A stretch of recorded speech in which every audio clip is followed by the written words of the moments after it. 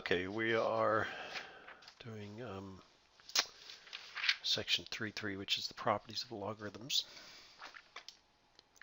This is going to be very important when you get to calculus. So we're going to start with 13. So we have log to the base 9 of 0.4, and it says using the change of base formula. So the change of base formula, and this is if you only have natural logs. So you take log to base 9, you take the natural log of, let me make sure I remember how to do this. So it's, does it say which one we want to use?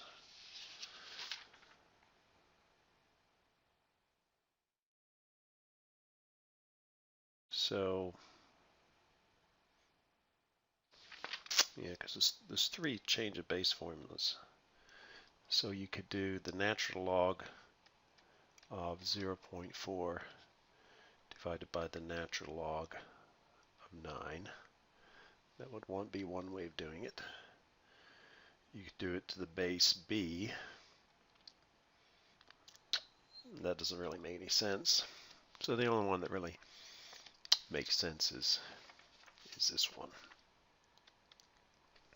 So if you take, and that's because calculators typically just do log, natural log, and log to base 10. So we could either use log base 10 or log base, the natural log. So we take the natural log 0.4, which is negative 0.9162, and divide by the natural log of 9, which is 2.197. And so negative 0.9162 divided by 2.197 is negative 0.4170. So what's the equivalent exponential? We can do exponentials to any power with any base. So the corresponding exponential would say 9 to the 0.4170 power is equal to 0.4. What number do I need to raise 9 to get 0.4? So let's try that. 9 to the negative 0.4170, and I gotta make sure you use negative and not minus. And I get 0.400. So that checks, which means that's correct. Okay, number 16. So that's log base 5 of 0.15. So again, we take the natural log of 0.015 divide by the natural log of 5. So the natural log of 0.015 is negative 4.1997. The natural log of 5 is 1.6094. So we take that difference, or that quotient, and we get negative 2.609. So that the log to base 5 0.015 is that. What that says is 5 raised to the negative 2.609 power is equal to 0.015. If that's true, then I did it correctly. So try that in your calculator. 5 to the negative 2.609 power should be 0.015, which it is.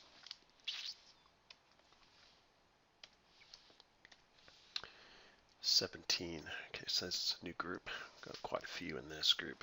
Use the properties of logarithms to expand the expression as a sum difference and or constant multiplier of logarithms. So we have three rules, and the rules are that the natural log of a product of two numbers is equal to the natural log of A plus the natural log of B. So the natural log of a product becomes the sum of the natural logs of the parts. Then you have the natural log of A divided B, that's the natural log of A minus the natural log of B. And finally, the natural log of A to the B power is B times the natural log of A. So if you have an exponent, you can take that out and put it in front. So here we have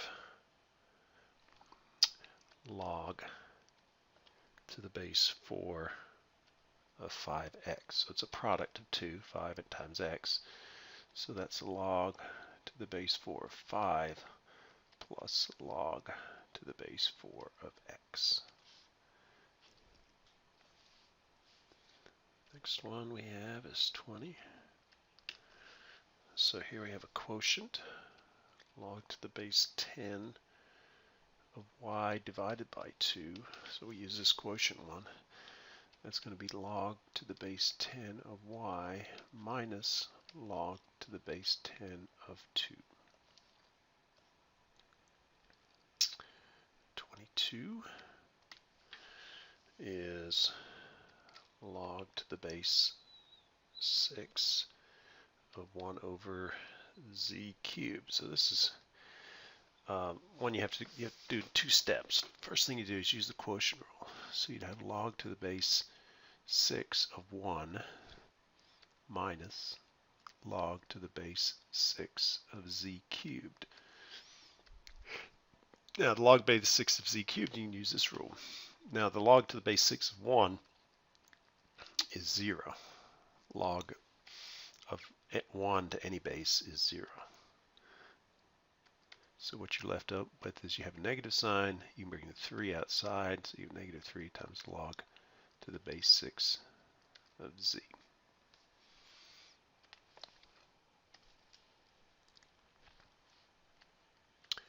(23) the natural log of the square root of z. What you do with square roots is you rewrite them as fractional exponents. So the square root is to the half power, the cube root would be the third power. So now you have an exponent just like we did down here. So you can bring that out. So you get 1/2 the natural log of z.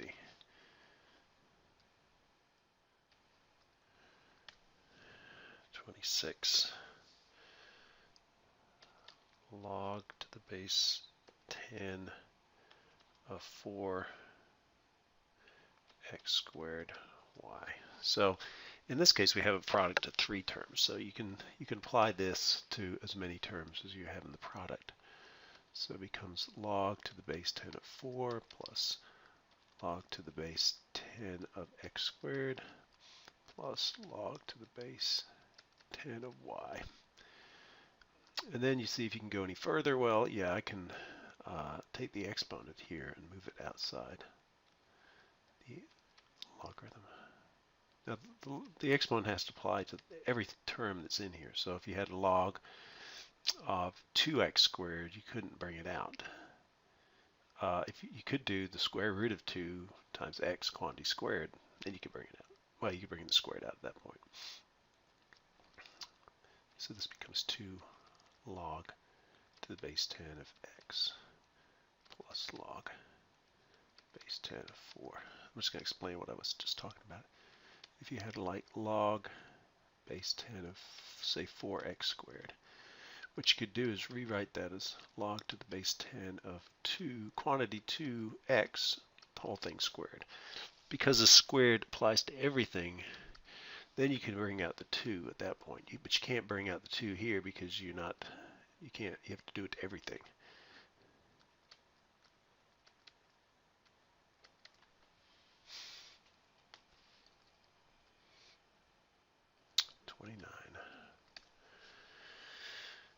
Okay, so we've got the log to the base 2 of the square root of a minus 1 over 9. And it says a has to be greater than 1. The reason it has to be greater than 1 so you have a positive square root. Okay, now first thing you do is use the properties of logarithms to break this into a difference.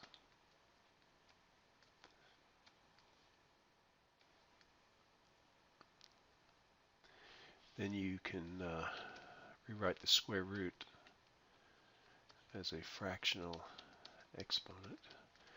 The other thing you could do here is you could take 9 and make that 3 squared. So then you can bring out the 1/2 exponent from the first one, and you could bring out the 2 exponent from the second one.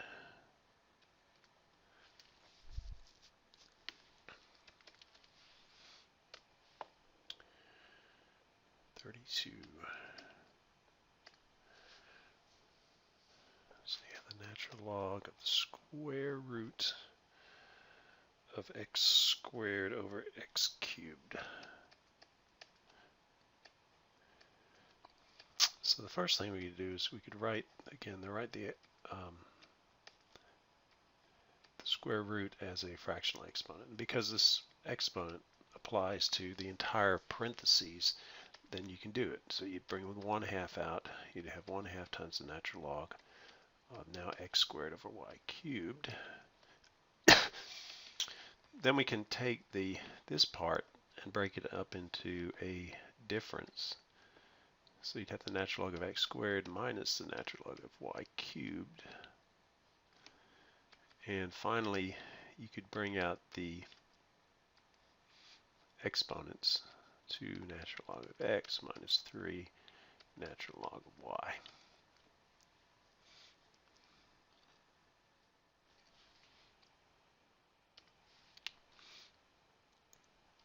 Okay, 35. Log to the base 5 of x squared divided by y squared z cubed. So the first thing is to do this quotient.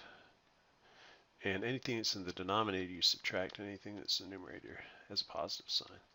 So you get the natural log of x squared, log to base 5 x squared. And then you subtract log to base 5 of y squared minus log to base 5 of z cubed. And then you can bring the exponents out. So you have 2 times log to base 5 of x minus 2 log to the base 5 of y minus 3 log to the base 5 of z. And that's your answer.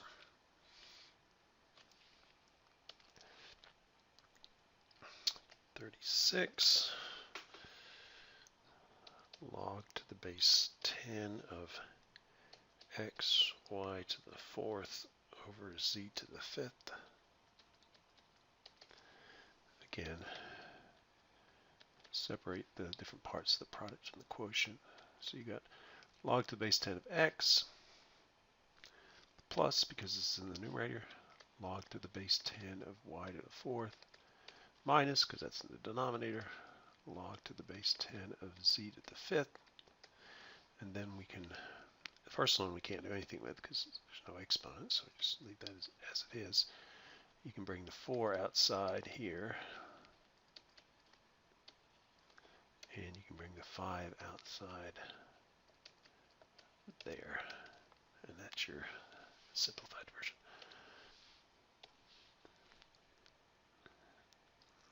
Okay, now we're on to a different group of problems. Condense the expressions, so this is going the other direction. So you have 2 log base 2 of x plus 4. So all you can do on this one is use the power rule. That means you can take this coefficient in front and move that to the exponent of the entire argument of the, like that, and you're done. Okay, 49 log to the base 10 of x minus 2 log to the base 10 y plus 3 log to the base 10 of z. So first one we leave the same because there's no coefficient except 1 out in front. That's not going to do us any good. So we get log base 10 of x. Then you take 2 inside. This constant outside becomes the exponent inside. And the same for the next one. Like that. Now the two terms that are positive are going to end up being in the numerator of the result. So you can take x, you're going to multiply by z cubed, and you'll divide by y squared. So we go exactly in the opposite direction. First, if we have any constants out front, we move those in. We leave the negative signs here. We don't bring it. We could, have y to the negative 2 power, and it still would work out. But we usually leave the negative sign out, and then combine them. When this is the negative side, means it goes to the denominator. If we move the negative sign in, we have to the negative 2 power, which would, when we moved it from the numerator to the denominator, it would become positive. Everything would still be the same. Okay, 53. So we've got 1/3 times 2 times the natural log of x plus 3 plus the natural log of x minus the natural log of x squared minus 1 whole thing. Okay, so again, we're going to work our way kind of the same way. We're not going to apply this yet because that's going to apply to the whole thing. So the first thing we'll do is we'll move the constants outside inside and make them exponents. Now, the second term doesn't have anything but 1, so we don't do anything there. We'll just leave the negative sign there right now. So we only did that we only moved the exponent in on this first term. Then you combine them into a product quotient thing. The ones that are have positive signs out in front of them, they go in the numerator. So you get x plus 3 squared times x, because those are both positive, divided by this one, which is negative x squared minus 1. And then finally, this 1/3, which applies to the whole thing, can be moved in. So you have x plus 3 squared times x divided by x squared minus 1. This whole thing raised to the 1/3 power, which is the cube root. So then if we have a fractional exponent, we can write it as the third root of x plus 3 squared times x divided by x squared minus 1. And there's your final answer.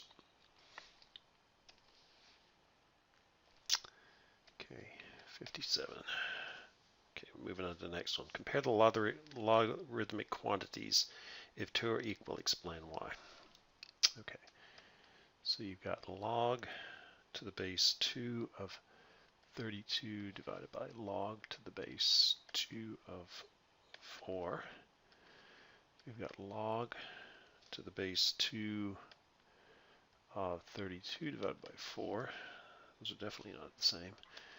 And you have log to the base 2 of 32 minus log to the base 2 of 4.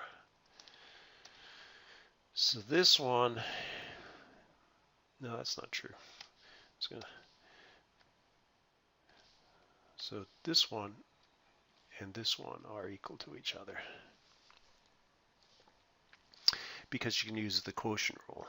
So you take this, log of this minus the log of that. Now this one is not, it's not one entire logarithm, and you can't just combine the two logarithms together. So it's the last two that are equivalent to each other. Okay, next section. 60. Find the exact value of the logarithm without using a calculator. If this is not possible, state the reason. Okay, so you got log to the base 5 of 1 over 125. So if we can rewrite 1/25 as some power of 5, then we'll be in good shape. So we can do that because 125 is 5 cubed. 5 times 5 is 25. 25 times 5 is 125.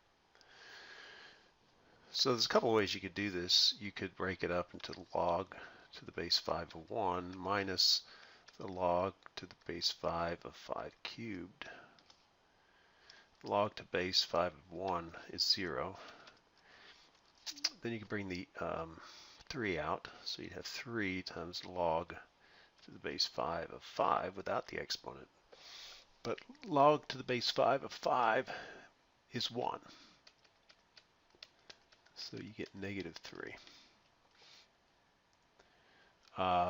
You know, the only other way is you could rewrite this as log to the base 5 of 5 to the -3 power, and then you could take the -3 out, and you get to this point without this intermediate step. But you end up. So the point here is, anytime you take the log to any base of 1, you get 0. If you take the log of any number to that same base, you get 1. Okay, 63. So we got log to the base 4 of 16 to the 1.2 power. So we can rewrite 16 as 4 squared, and then, which is 16, that's raised to the 1.2 power. So when you have an exponent of an exponent, you multiply them together. So you get 4 to the 2.4 power. 1.2 times 2 is 2.4. Then you could bring the 2.4 out front as the exponent, and you'd have log to the base 4 of 4, which is 1, so you just get 2.4.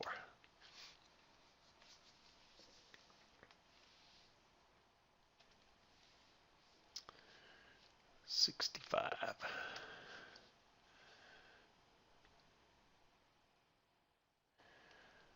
So I've got log to the base 3 of -9.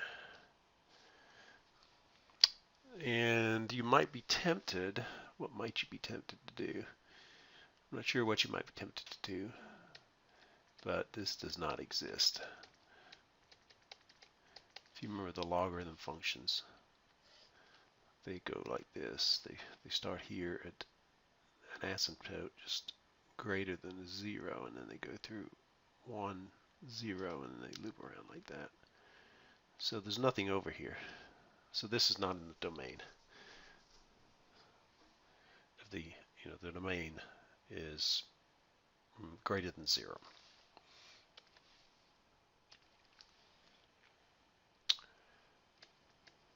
$68. 3 times the natural log of e to the 4th power. So again, you would take the exponent out and make that the multiplier at the beginning, and then you'd have the natural log of e. But the natural log of e is 1, so you get 12. 70. So we have the natural log of the 4th root of e cubed.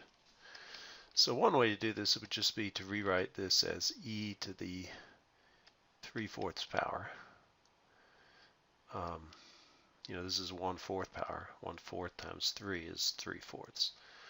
And then you bring the 3/4 out. So you'd have 3/4 times the natural log of e, but the natural log of e is 1. So you get 3/4. 72. Get 2 natural log of e to the 6th power minus the natural log of e to the 5th power. So take the exponent out. Take the exponent out. The natural log of e is 1. 2 times 6 is 12, so you get 12 minus 5 times 1, which is 7. And the final one must be a word problem of some kind. Human memory model.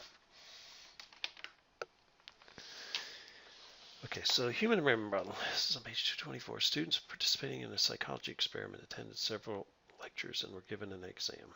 Every month for a year after the exam, the students were retested to see how much of the material they remembered. The average scores of the group can be modeled by the human memory model. Yeah, I remember this. It's kind of frightening. Okay, so the function, the f of t is 90 minus 15 times log to the base 10 of t in months plus 1. Okay, what is the average score on the original exam? So this is 81, part A, 90. Okay, so we plug t equals 0 and you'll get 0 plus 1. So this is, let me write down the equation so we can look at it. So you have the future score is 90 minus 15 times log to the base 10 of t plus 1, and this is good between 0 and 12 months. That's just the domain that this equation applies.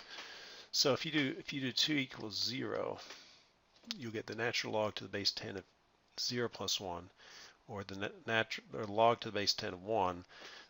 The log of 1, no matter what the base is, 0, so you get 15 times 0 is 0, so you get 90. Okay. What is the average score after 6 months? All we have to do is plug in 6 months.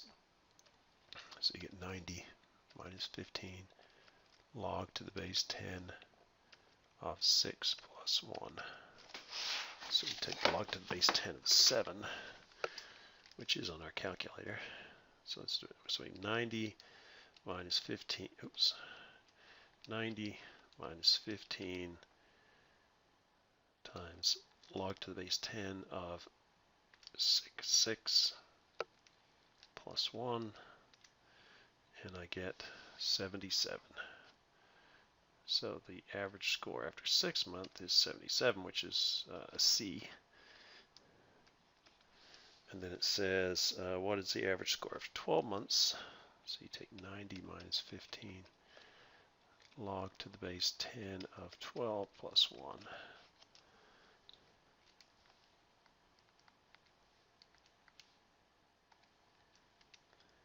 And we get 73. Okay, well at least we passed, which is not great, but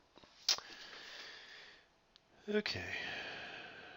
So it seems like you lose more in the first 6 months than you lose in the next. There's a certain amount that you retain.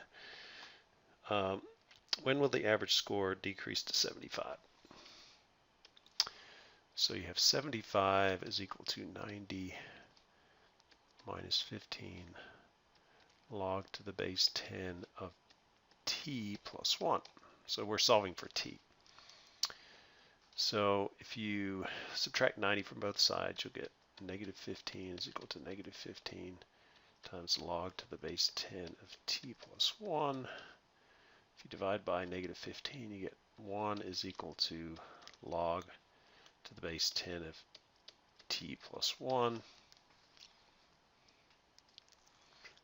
And you can kind of tell it's going to be between 6 and 12 months. Because at 6 months you have 77.3 and at 12 months you have 73.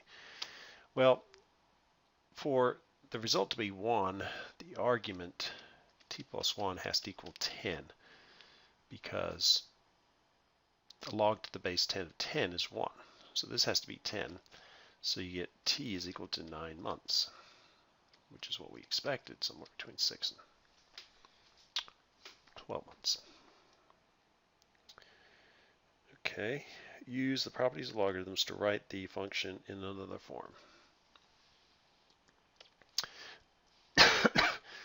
So f of t 90 minus 15 log to the base 10 of t plus 1. So what you could do is you could take the multiplier out front and make that the exponent like that. And then you could, how could we do that? What you could do is you could if we could write 90 as the natural log or the log to the base 10 of something, which it's going to be 90 is going to be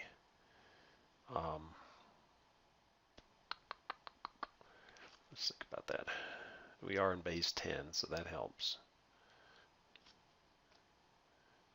So it's going to be 9 times 10 to the first power.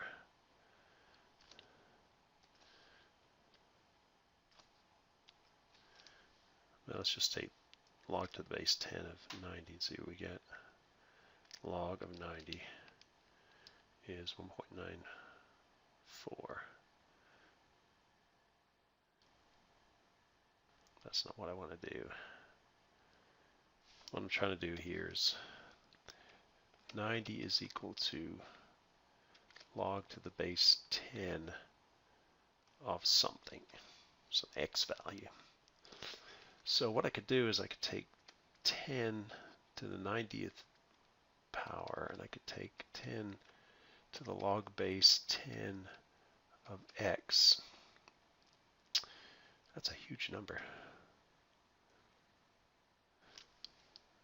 So 10 to the 90th power is 10 to the 9th power. Okay, so you'd get 10 to the 90th power is equal to x. So what I could do is I could say it's log base 10 of 10 to the 90th power. And that makes sense because you can take the 90 out and you have log base 10 of 10.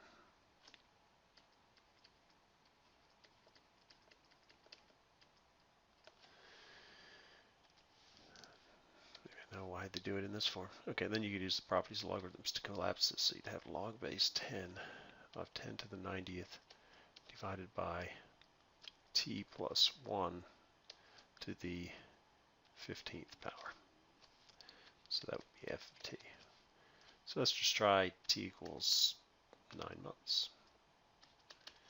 You'd have log to the base 10 of 10 to the 90th divided by 9 plus 1 to the 15th, which would be log base 10 to the 90th divided by 10 to the 15th.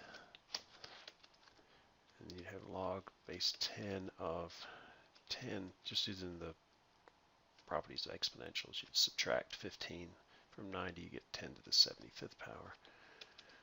Bring the 75 out, you'd have 75 times the log to the base 10 of 10, which is 1. This part's 1, so you get 75, which is what we got using the other method. So, you know, it's valid. And then the last question, sketch the graph of the function over the specified domain. Okay, so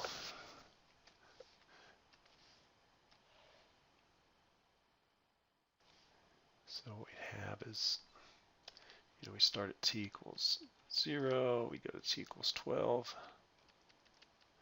You'd have 6 in the middle. You'd have 9 right there. And we'd start at 90. So let's make this 80, 85, 90.